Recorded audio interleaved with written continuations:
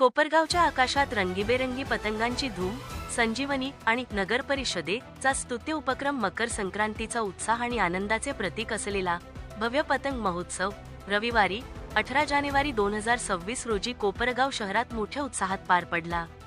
संजीवनी युवा प्रतिष्ठान आणि कोपरगाव नगर परिषद यांच्या संयुक्त विद्यमाने आयोजित या महोत्सवामुळे कोपरगावच्या आकाशात सप्तरंगी पतंगांची मेजवानी पाहायला मिळाली.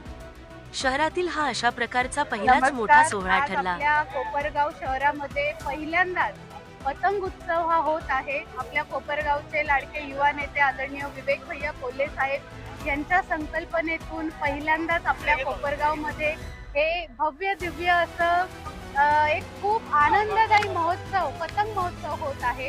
खरं तर आपल्या कोपरगावमध्ये दहीहंडी हे सुद्धा पहिल्यांदा विवेक भैया कोल्हे यांनीच आपल्या कोपरगावमध्ये सुरू केलं होतं आणि आज पतंग उत्सव हा पहिल्यांदा विवेक भैया कोल्हे यांच्या नेतृत्वाखाली मार्गदर्शनाखाली सुरू झालेला आहे. संजीवनी युवा प्रतिष्ठान त्याच पद्धतीने कोपरगाव नगरपालिका यांच्या संयुक्त विद्यमानाने हे महोत्सव आज केबीपी मैदान इथे होत आहे.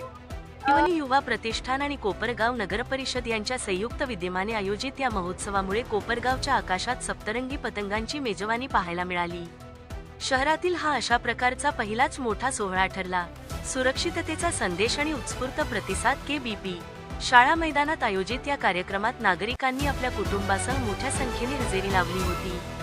या महोत्सवाचे मुख्य वैशिष्ट्य म्हणजे चायनीज मांजावर घालण्यात आलेली सक्त बंदी.